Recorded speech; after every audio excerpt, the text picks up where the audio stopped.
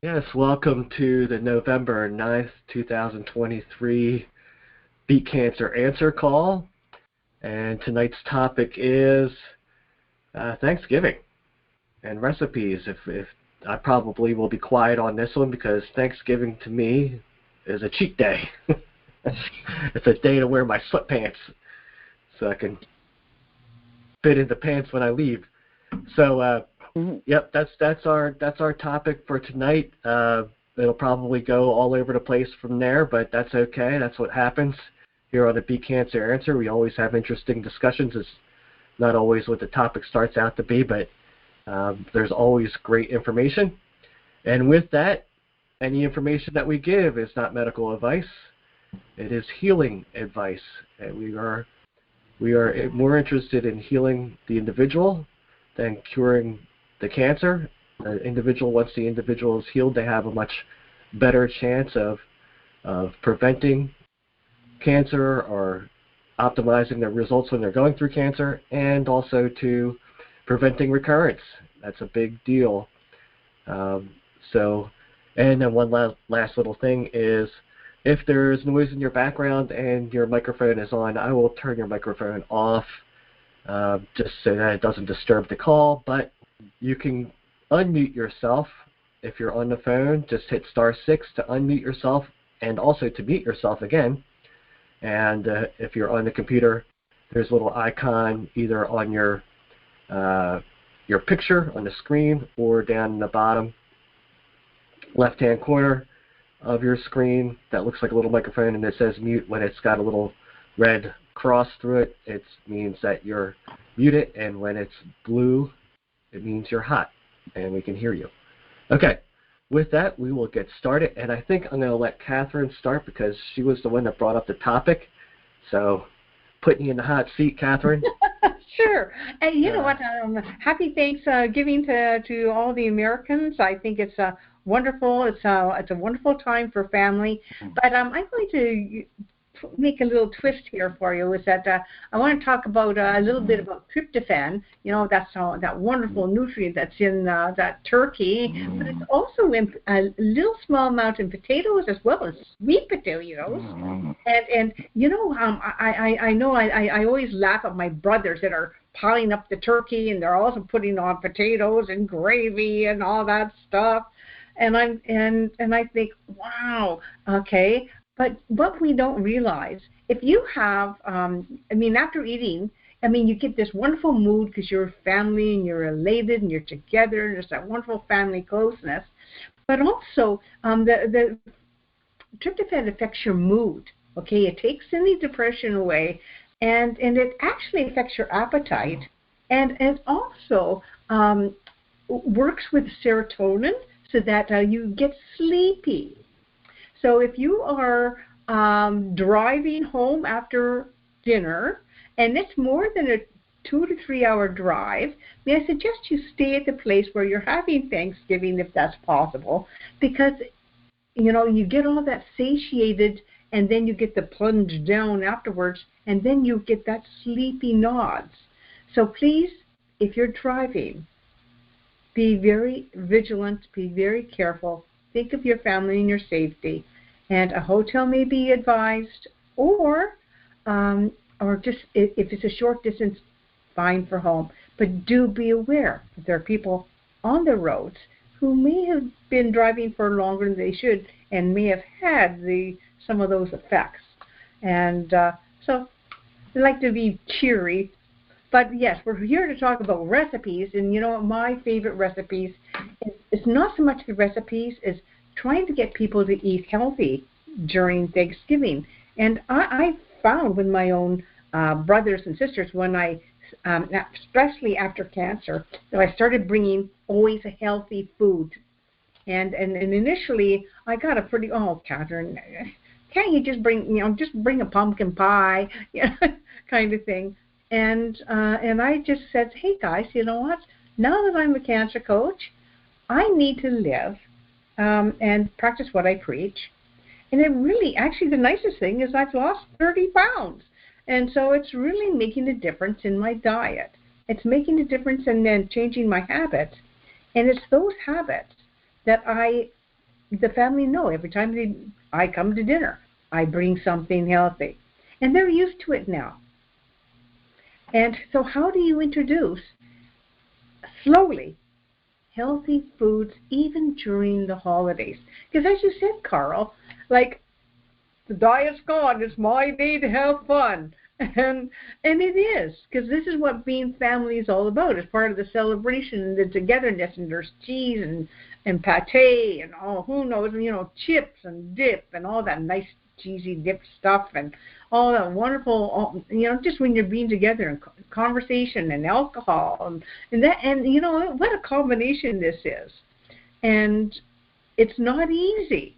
It's not easy to say, I'm going to have water or green tea, cold green tea, or it's not easy. But, once you start people at least having 2 or 3 healthy, like, yes, salad, but I quite often will take broccoli cauliflower salad and I bake it, and they love it when I bake it rather than have it cold. And so there are really neat little things you can do that gets them to eat things that are healthy for them. And so think about bringing, if you're going to bring an unhealthy dish, also bring a small healthy dish, unhealthy and healthy, so there's balance. And people can have a choice or have a little bit of both. I've said my part. Speaking of tryptophan, I grew up in an Italian family. When I was younger, we used to go to my grandmother's house, and we would have our Thanksgiving meal in the middle of the day so everybody could watch football. And I remember there was a small place, and there was no places to sit. The couches were all taken, the seats were all taken, and even foldable chairs were brought out, and they're all sitting around watching football, and I'd be asleep in the middle of the floor. Like, they had to walk over me from the tryptophan. I'm sure that just put me out as a child. Yeah. But as far as bringing a healthy dish, last year I brought mashed sweet potatoes. Good for you. Yep, and it was a big seller. Everybody loved it. With turkey. Everybody loved it. It was good. Everybody loved it. And I put ginger and garlic and a little bit of butter, and I bake it, and then I have just little tiny pieces, and everybody can have some. And they love it. They love it. And I don't need sugar anymore. And I used to put sweet potato, and I put a little bit of applesauce, with homemade applesauce with no sugar in it, just a little cinnamon. And it so the kids would eat it, so it's a little not as dense, and they like the texture more. Same thing with turnip. Just put applesauce in with it, and the kids like it a little more.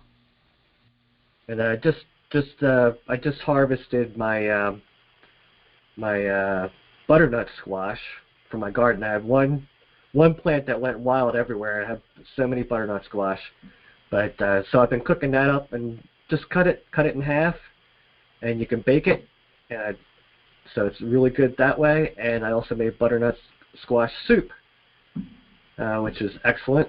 And that's another thing you can bring, is the butternut squash soup, because that's something that's easy to put in a bowl and to carry to.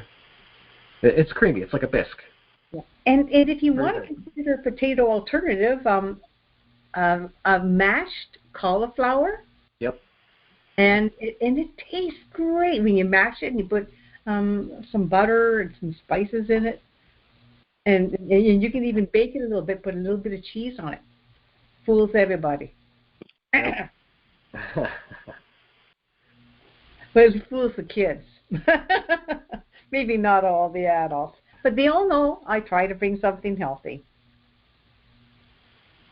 Well, anybody can chime in. I threw a couple things out. That's things for a guy. I'm not typically the cook, but I cook for myself. And I see some smiles there. I think someone, Catherine, kind of sparked something for me that I thought about when she was saying, "Oh yeah, you can make, sweet potatoes or anything. Oh, but no sugar in it." And that just reminded me to mention that it's important to consider what might be in a dish or might be in a recipe that we don't realize, right? It's really easy to show up somewhere and say, oh, look, there is a green bean casserole, right? That's certainly healthy. But unless you know what went into it exactly, or you ask even, you might not know that that recipe actually contains Campbell's cream of mushroom soup. Campbell's cream and mushroom soup, and that has a bunch of additives. Or, people put sugar in everything. The one thing that comes to mind is cranberry sauce, of course. A lot of cranberry sauces are packed with just added sugar. And so it's really important to have our due diligence about us and not just take for granted that, oh, that sounds like a healthy dish. That must mean I'm going to be healthy. Because it's really easy to rack up those toxins or those added sugars without realizing. And then even though you usually eat healthy, and especially if you usually eat healthy and your body isn't used to taking in those toxins all the time, well, you could really get overloaded very quickly eating outside the norm when you're not, in your own kitchen. Yeah. I don't trust anyone. Yeah, and I'm not advocating butter, by the way. It's just I'm trying to get some of my members of my family to use butter instead of margarine. And and there's you can only shove so much healthy stuff down their throat, right? And because then they're going, oh, Catherine. So it's you do it in little bits at a time. But they've come to love my sweet potato, and I often also mash it, Carl, but with ginger and butter and a little bit of garlic, and there's so many neat things you can do with sweet potatoes, and you can make sweet potatoes and like scallop potatoes, and use sweet potatoes instead of normal potatoes. Yep, you can. Well, with the butternut squash soup, I had garlic and onion, and I just sautéed that. Once everything was all sautéed and the squash was soft enough, I just put it into a food processor. Right? So it just comes out all creamy. There's no chunks of anything in there, but the taste's delicious. Yeah. Yeah. Yeah, I had to mute some people. I'm sorry. You can unmute yourself if you're on the phone if you have a question by hitting *6 or hitting your mute button on the computer if you're on the computer. Well, I know that Maya has some fantastic recipes and some great suggestions, because I'm going to leave it to you, Maya, because you always have great ideas. Well, the way I make my butternut squash soup is I add celery, I add carrots to it, because when you blend it in, you don't see them, you don't feel them. I add mushrooms to that, so it makes it more, flavorful and better ingredients. And no, people don't feel it. My kids sometimes use my butternut squash soup as a gravy over turkey, because they say it tastes so different, and they love it. So, like if I would tell them to eat mushrooms or cook the mushrooms, they wouldn't even try. They would say it's disgusting. But once I add it and blend it in, they won't even know there's the mushrooms in there. So, adding the mushrooms or celery, carrots. Sometimes I would soak red lentils and mix it up in. So, kind of take it to a next level, bring in more nutrients in, and making more flavorful. A lot of people, of course, cannot imagine holiday without desserts. So dessert is something that people are always like, and I always think of how can I make healthy version of a dessert. So just recently, for example, I made almond flour tortillas with millet flour, mixed almond and millet flour tortillas. They turned out so good, and it was so delicious. And we really enjoyed those tortillas. So that's another thing. And then we have created such an easy and fast dessert. It's not 100% like I would say, it's brown rice cake, the crackers. We crumbled down the brown rice, and we made kind of fake version of tiramisu with the brown rice crackers and coconut cream.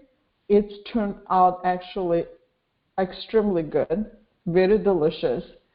It's a way better version of tiramisu. And even though brown rice, like I won't use it on a daily basis, but once in a while, it's way better if getting a sweet dessert full of sugars and all of those things.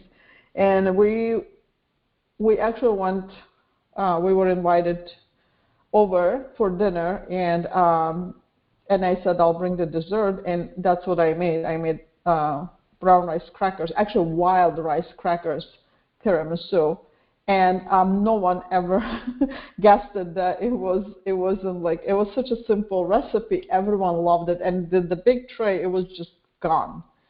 And people were grabbing a recipe from me. You never know what people would like. It's just bringing and putting there, and it was very delicious. And that is a better version of the dessert, for example. And you can create whatever. You can make cinnamon flavor brown rice or wild rice, by adding cinnamon to baked like a squash and cinnamon to a coconut cream, and make that form of cream. And I use coconut sugar a little bit because it's a lower glycemic index coconut sugar. So those are the things I used, and it turned out very delicious. Very simple ingredients, clean ingredients, and yet it was very, very delicious. So those are the suggestions I could make. Tiramisu is my kryptonite. Tiramisu was like, I encourage people to try it on, because it's like basically what I crumbled up like wild rice, like crackers, and I had we don't use coffee, so I made cacao water with vanilla, and I just like added just a tiny bit of maple syrup to that, and I just soaked my crackers in it. Now I just poured it over the crackers, mixed it up, and just layered. Like I split it in two and made 2 layers, and then I beat up like a coconut cream with coconut sugar, basically, and I just layered up in between those. And when they got soaked up, and when people were eating, they wouldn't even say that there wasn't any other ingredients in it, but the taste, I mean, it was so good. It's so delicious. Very simple, very fast to make. But I tried it to make chocolate raspberry with mint. Turned out great. So I tried a few varieties. All turned out very well. So there is like, just use your imagination what you can make. You can definitely make delicious dishes from it. I forgot to mention that even though it's my cheat day, per se, I pay for it. I definitely feel it. I feel it the next day or even 2 days. I feel the effects of not eating well. Definitely feel like lethargic, for sure, bloated, for sure, and yeah. So I cheat, but I pay for it. Yeah.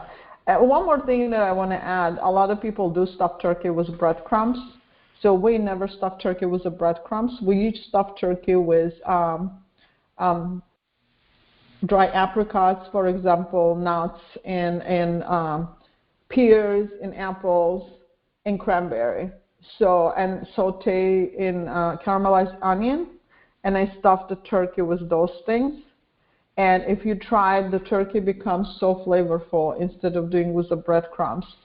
And the juice that comes from all this, like, the fruits, it's just very delicious. Instead of doing a breadcrumbs, you can avoid it and do with, like, those things also. The switching kind of to a healthier version of turkey. And it's interesting you said that, Maya, because I actually make a visit to the bakery. We have a bakery in my hometown that is gluten-free. And so, and I actually buy gluten-free bread for my turkey dressing. So I use a loaf of bread and some long green and wild rice, onions, mushrooms, and as you said, dried apricot, cranberries, whatever, and I put it all together, and it is great. And, the walnuts some people use walnuts, some people use pecans, and all of the dressing flavors and all the nice stuff you put in it, and just put it in the oven. But gluten-free bread is an excellent suggestion, because the nice thing is not to have the gluten that's in that. We're trying to improve everyone's microbiome, right? Mm-hmm. So, yeah. And this is a great alternative suggestion. So now is the time. I know. Saturday's Thanksgiving. So if you have a gluten-free bakery, I suggest you try to find that.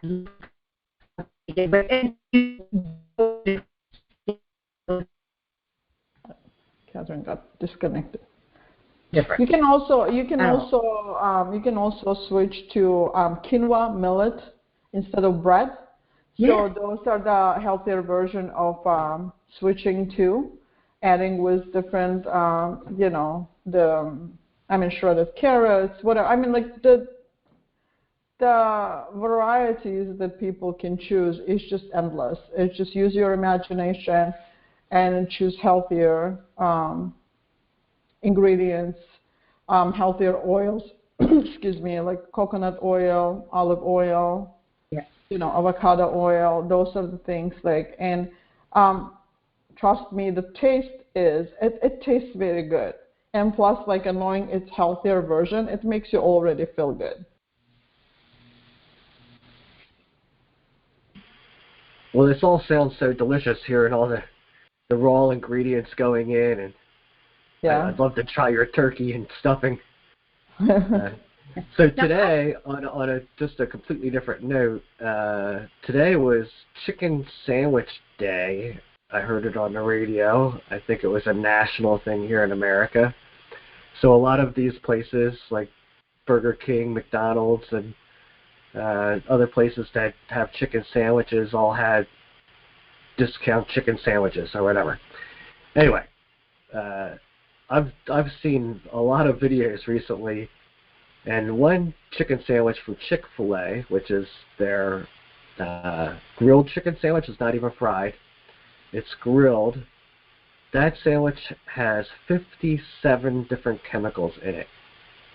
So just imagine what is in the fried ones.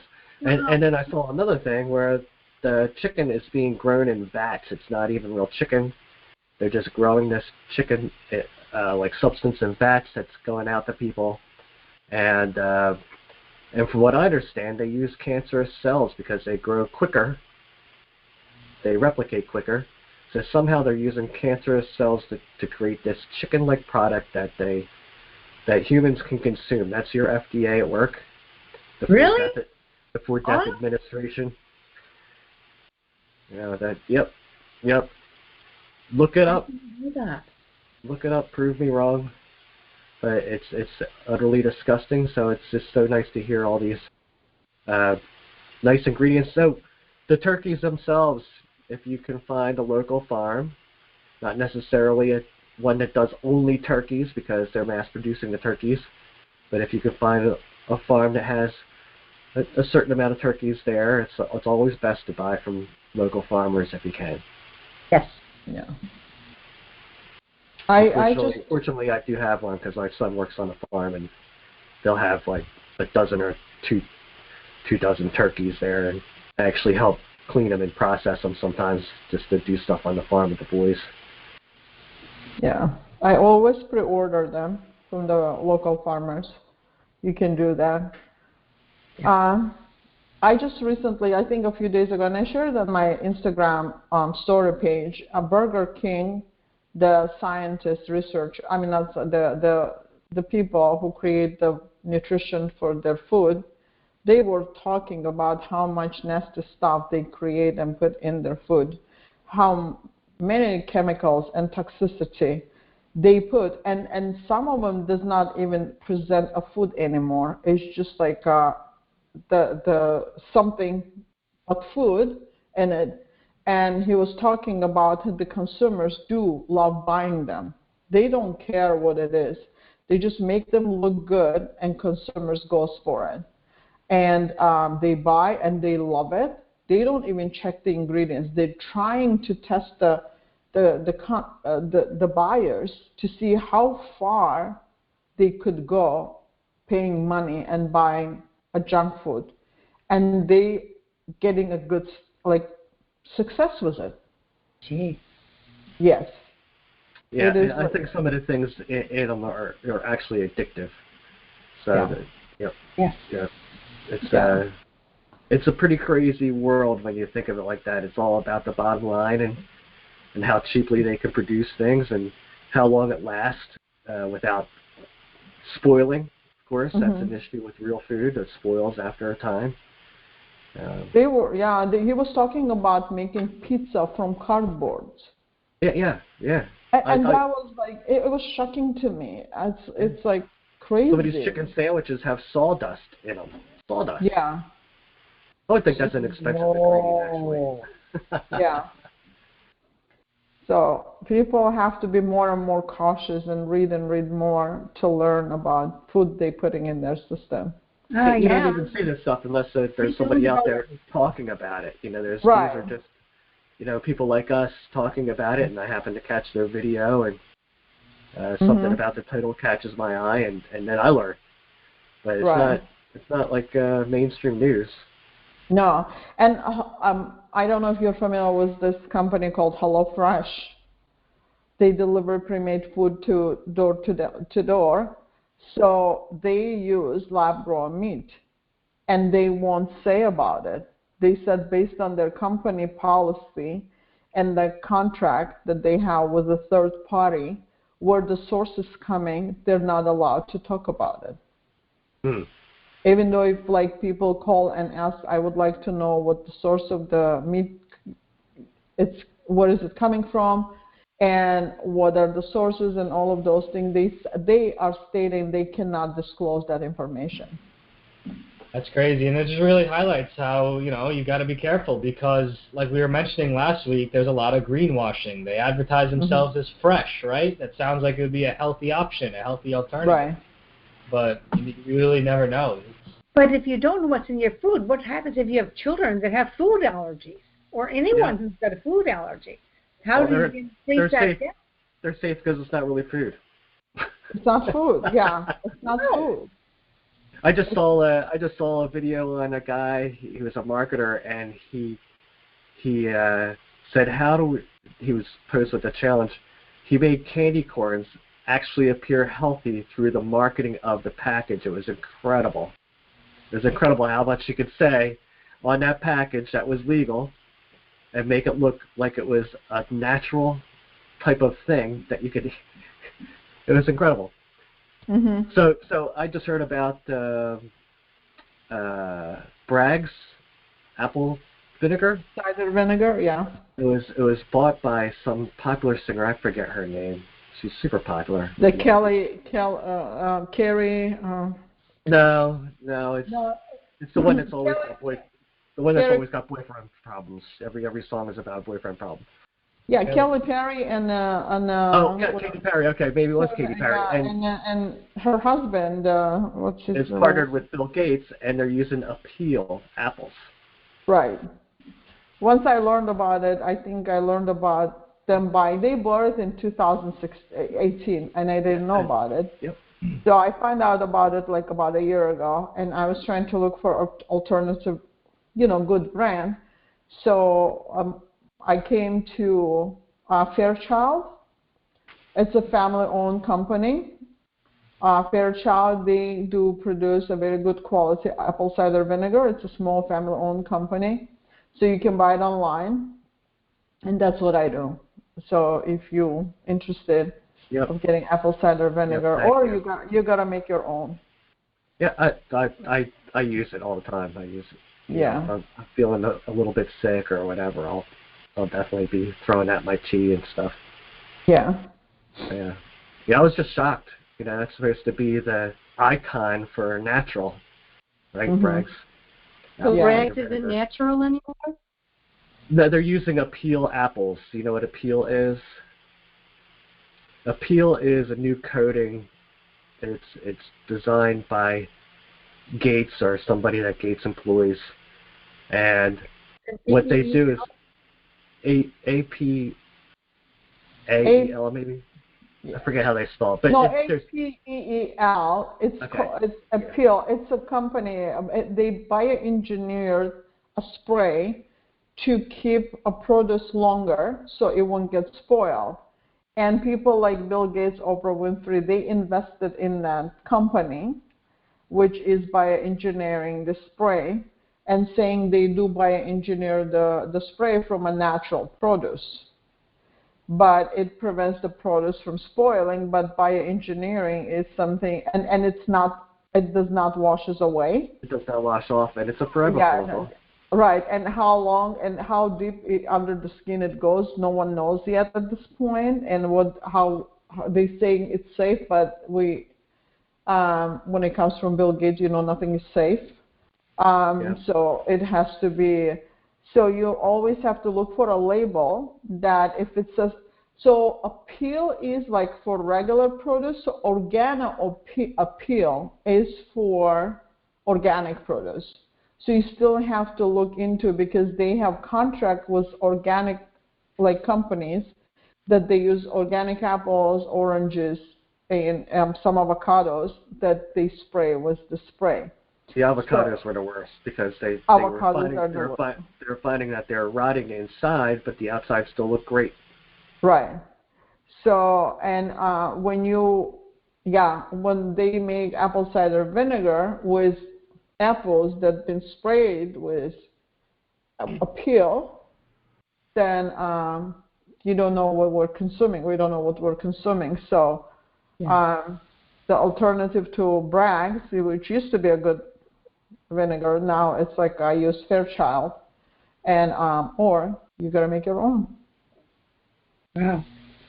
Yeah. Well, that's actually good news to hear that something for me to investigate and look into. Thanks, man. That's wow. Yep. Yeah. Appeals pretty bad. That's almost getting to. It's almost getting to feel like, can we eat anything? Is there anything that we can eat? Because it's getting to feel like there isn't. No, that's why things like backyard gardens are so appealing to people like us, and I think this is why permaculture food forests. Yeah. This is why we advocate, cooking at home and cooking the food that you buy, and even local farmers, support your local farmers. That's why always your local farmer who knows what he's doing. Yeah. And the majority of the ones, free range chickens and turkeys and things like that. And yes, it costs a little bit more, but you know what? This is about your health. This is about your health. And actually mentioning apple cider vinegar, not apple cider vinegar, but apple cider. That's something my family does. Is we always have hot apple cider with cinnamon sticks in it, or something to drink, and even the kids like it. And actually often we can cool it down with some of cold apple cider. But it's really nice, and it's still quite nutritious for the kids. Right. No sugar in it, and so you can get apple cider with if you get it right from an apple farm. A lot of them don't put sugar in it or additives. Yeah, and the other thing with appeal spraying is we don't know yet at this point how does it affect the microbiome also. Is it gonna destroy microbiome? Is it gonna change? Because the way they spray it, it would affect of changing the biome itself. It might change the cellular level of the gut microflora or whatever. No one knows those things yet because it's something new, and the studies usually after 10, 20 years, they start saying, oh, apparently this is not the good thing to use. People are basically like a guinea pigs for the companies.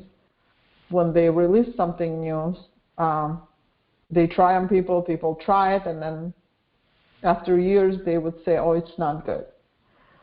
Yep. So one of the things I found too, if you go to farmers markets and find your local farmers, a lot of them can't afford the organic seal. That's a That's a huge expense for them. It's purposely made that way so it keeps them out of that market. And also too, sometimes there's a proximity. And it might change state to state, but they have to be a certain amount of miles away from a farm that does use these types of glyphosate chemicals for their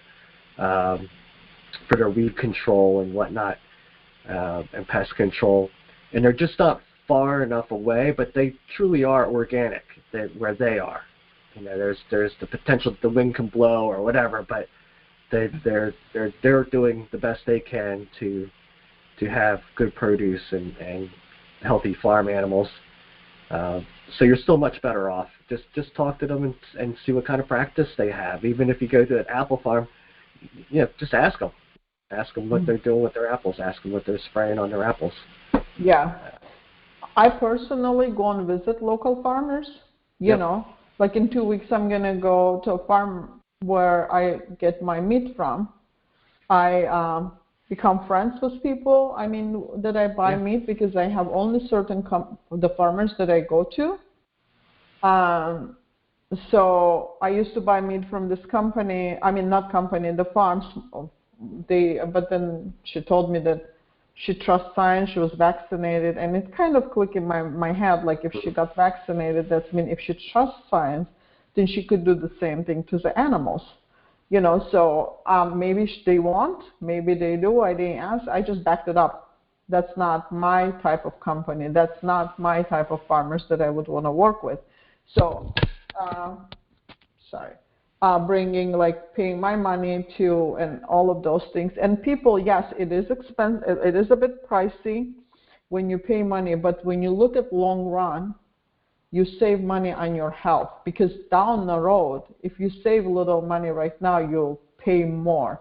You pay more by getting bad health, and that's like the health is priceless.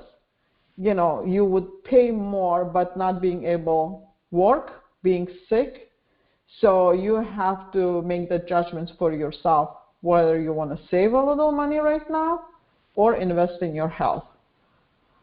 Yeah, and eating cheap food and or the way people eat in general, it causes them to be more hungry. I think when you start to eat better, your body is satiated. It knows that it has its nutrients, and you tend not to eat as much. That might be my own opinion, but on the reverse side of that, I know that other foods cause you to eat more because it triggers things in your brain that make you hungry again much quicker.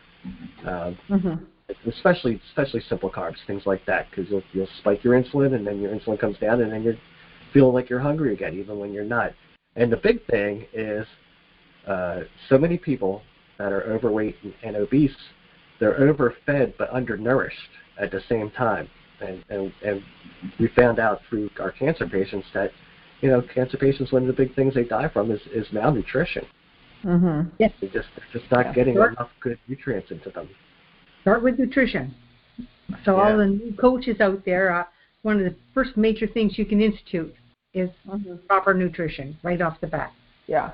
Malnutrition affects everything, not only cancer, it affects the brain, functionality, depression, anxiety, the microbiome, all of those things, that hormones, everything that goes under that, malnutrition kind of subject to think about it. So learning about food, what you eat, where your food is coming from is very important nowadays. It's better to eat meat twice a week, but good quality meat, than instead of eating every single day, but bad quality of meat. Well, I have a question for you, Maya, and that is, someone told me that they think grapeseed oil is better than olive oil. No. Have you used grapeseed oil? Well, I have not. Olive oil is something that it's even in the Bible, I would say, talking about olive oil. It's in the Torah, it's in the Bible, and, religious books that talking about Bible, olive oil. So grapeseed oil, any seed oil, I personally think is not good for you because they are high in oleic acid, which is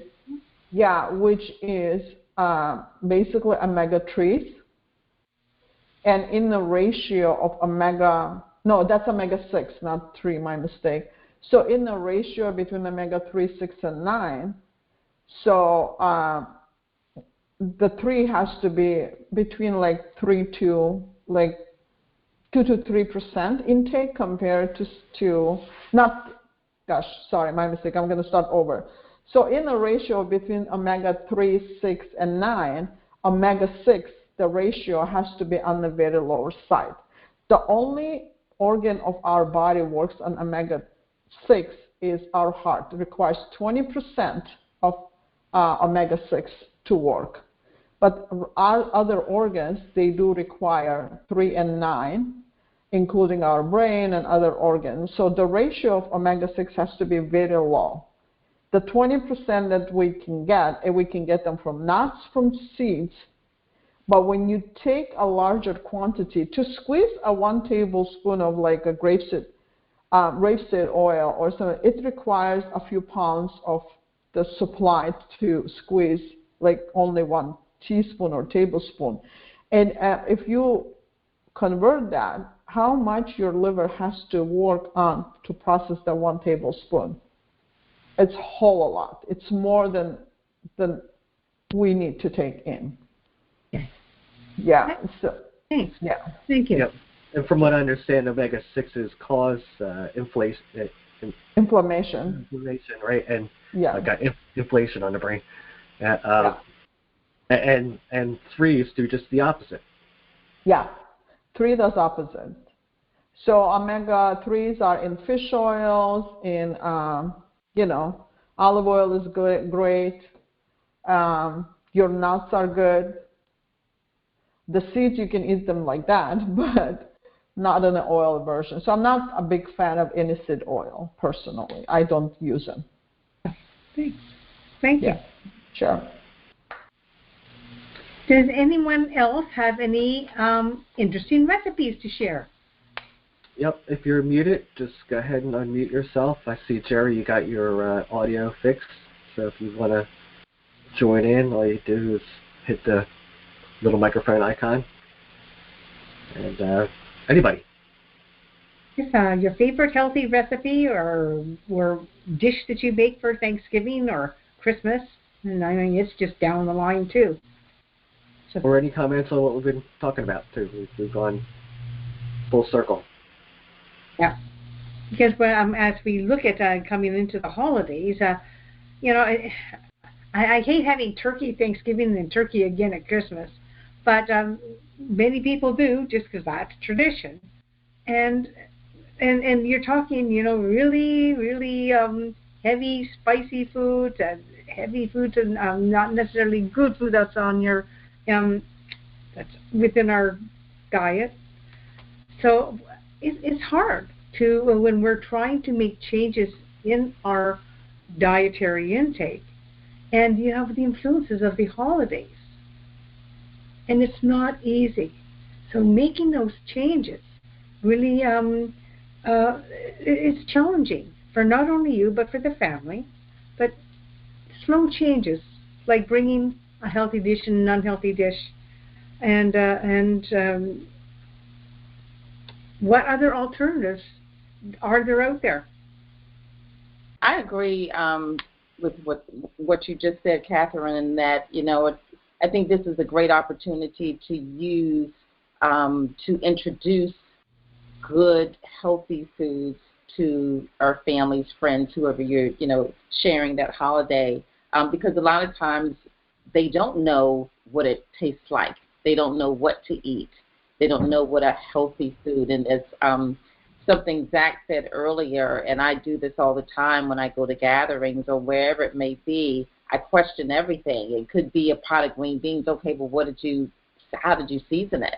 You would think, okay, I don't put any meat in mine, but my culture, they love to throw pork in there, a lot of sodium, so I question everything. Just because it's something, a vegetable, doesn't mean it's prepared in a healthy manner. So I think, this is a great time to, find those good recipes.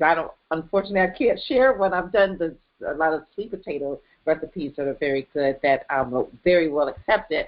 But I try to use this time to kind of, do something a little healthy and then tell them about it as well.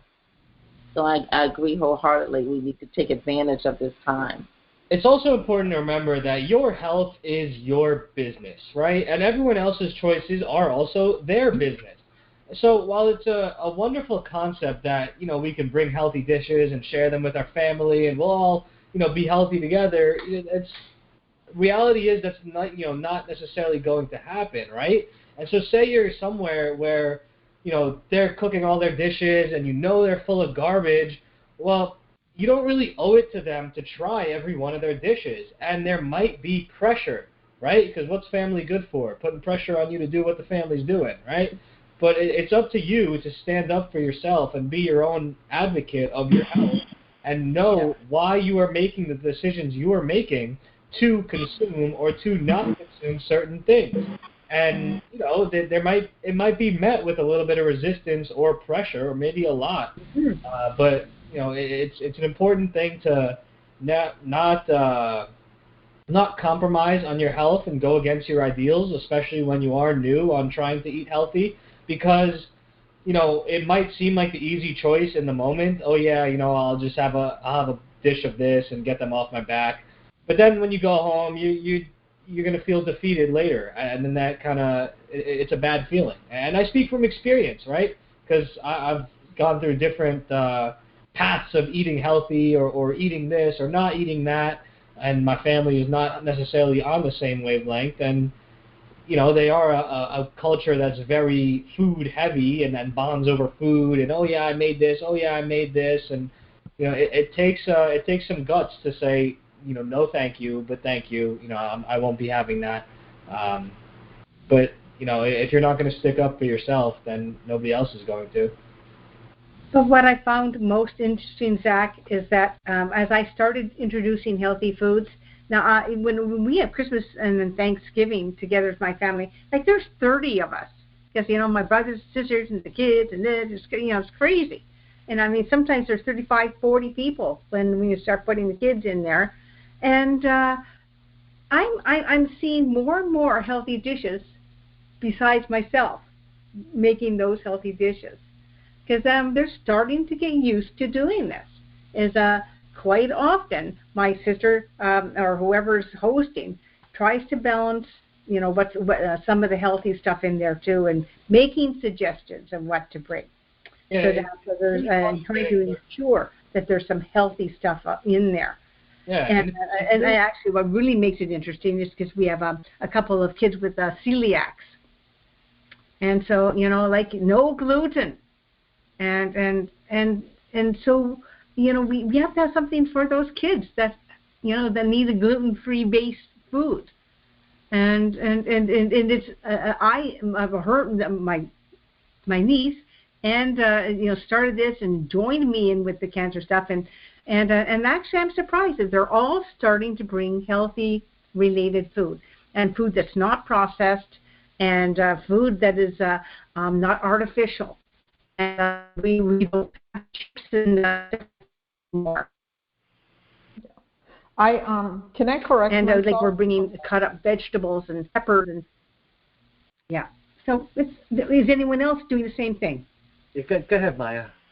Yeah, I'm sorry. I want to correct myself. I felt I did say something wrong, but I couldn't figure out what it was. Actually, omega-6 is linoleic acid, not oleic acid. So oleic acid is omega-3. So I'm sorry about that. I was like, I felt like there was something wrong I was saying, but so that's what it is. Well, this might take more than the 6 minutes we have left here, but when you brought up the celiac disease, why coaches? Why do you think it is that so many kids and people these days have these food allergies? Now, I have my own suspicions, especially about gluten. Our immune systems are overwhelmed with all the junk food and the stuff out there, and I think your system gets to the point where this is your system. You listen to your body, and I think it's just like from birth. Less people are breastfeeding and using formulas, and they're not necessarily healthy. And it's right from the get-go. We need to be conscious of how we're introducing food to our infants. So, it starts from day one. And even a prenatal, okay? So when you're, carrying and you're eating food when you're pregnant, that's just like alcohol and anything else. You need to be conscious of what it is you're eating and eat healthy, because all these products, your blood, you're exchanging blood and nutrients with that child, and so you're introducing things even prior to the child's birth. So look and think about what it is you're doing. If you want to create, especially if you have cancer in your family, think about nutrition. If you start now, just start making the changes, little changes at a time, and then eventually, as you go through, you'll be into an environment where you're comfortable serving and making healthy food, because that takes time too to adjust. Because you have to look up recipes. There's a lot of research in eating healthy. It just doesn't come natural. It takes work. Yeah, I think the correlation. Sorry. No, that's right. I was going to say, I think the correlation over the years of the amount of children with autoimmune disorders and the chart of the vaccine schedule and how many shots are injected into children, the correlation is quite interesting. I think we've seen a rise in one as we've seen a rise in the other. And antibiotics, too. Yeah, that too. And as we inject things into the bloodstream that absolutely bypasses the immune system that was perfectly designed by God, the body doesn't have a chance to process it. And then when the body sees those certain things again in the form of food, because there's a lot of DNA of food type, like plants and such as peanuts in certain shots, then the body recognizes it as a foreign invader later on when it's exposed in food. And I think that's quite interesting. Yeah, that is one of the reasons when it comes to celiac and so many other autoimmune diseases. But the other way of people get celiac autoimmune condition is from cultivated wheat. The wheat has been cultivated to the point that it does not recognizable as a wheat anymore. And the amount of gluten present, because they want to make the bread and everything soft and fluffy and glutinous and all of those things. So the amount of gluten is exceed by 500% nowadays. So our DNA cannot recognize that amount of gluten, and being cultivated to that extent that our body, because everything, like Dag said, our DNA is built from our ancestors. They did not put the DNA that is able to consume so much gluten in different forms, and especially cultivated, modified and all of those things. And the body just doesn't know what to do and creates like autoimmune conditions. Yeah, and right? that's something that we're seeing in lots of different industries. For example, the exact same thing that you said with wheat is going on with cannabis as well. Cannabis, as it's grown in popularity and become more and more industrialized, and they want to pump up their profits, what have they done? Well, they've pumped up the active ingredient, the THC, in the cannabis plants. And so whereas before, whether you're pro-cannabis or not, that's besides the question. The fact is that, the cannabis of today isn't the cannabis of yesteryears. So the amount of THC crystals today is just through the roof at levels that we've never seen before. And whereas we do have in our bodies THC receptors or cannabinoid receptors, and that's a big argument for why cannabis use may be beneficial and natural. The levels that we're able to get today through these industrial plants are just astronomical and never before seen in nature. And that's why these plants are affecting people differently. Let alone not to mention the pesticides that are also sprayed on these days as well. Yep. So it's just another example of industrialization of certain crops and certain plants, like you mentioned with the wheat. They're focused on profit. They want more bang for their buck. They want more bang per crop.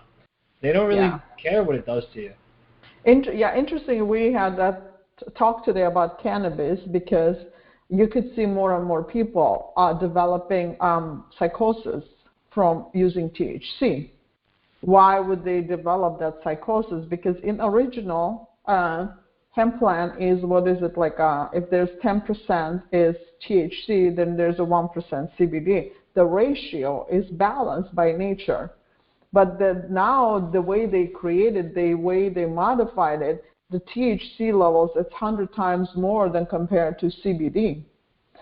So, and people are hearing it's good for you, this is good for you, that is good for you, but they don't know the source. You always have to learn about source. Where is it coming from? And I'm just suggesting even to your clients, because working with cancer clients, I do suggest a couple of clients to look into those things. But then I also provide the source, through the legit sources that I know. For example, people have to know where they're coming from.